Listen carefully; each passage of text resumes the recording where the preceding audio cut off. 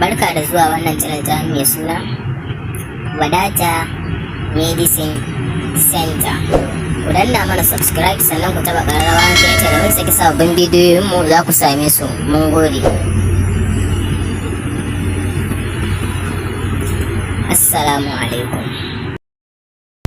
Abubuwan da ke haifar da raunin mazakuta. Na ɗaya, hawan jini. Wannan jinya ce da ke haifar da illoli ga lafiyar mutum, daga ciki har da raunata namiji. Na biyu, ciwon suga. Haka na shi ma wannan ciwo idan ba a yi da gaske ba tana jawo a rasa mazakuta ga baki ɗaya. Na uku, ciwon sanyi.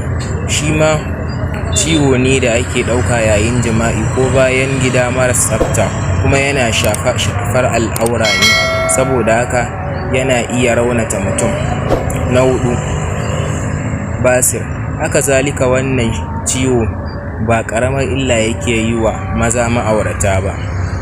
Na biyar, matsananciyar damuwa. Matuƙar na cikin irin wannan yanayi akwai matuƙar wahala sha'awarsa ta motsa, ballantana ya samu miƙewar azzakari.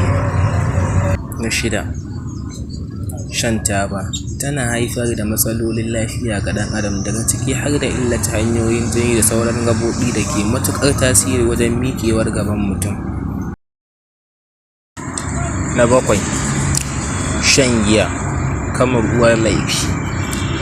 Tana kan gaba wajen illata lafiyar ɗan adam gami da kashe masa azzakari.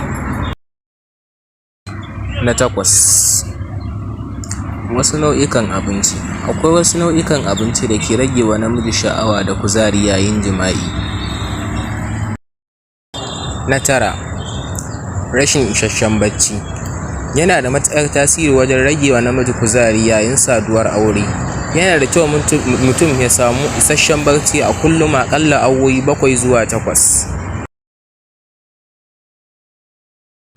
Na 10, kallon fina-finan batsa. Masana sun gudanar da bincike na zamani kuma sun gano tare da tabbatar da gagarumar illar da hakan ke haifar wa maza, musamman ta ɓangaren jima'i.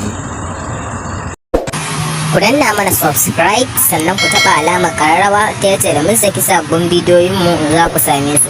Mun gode.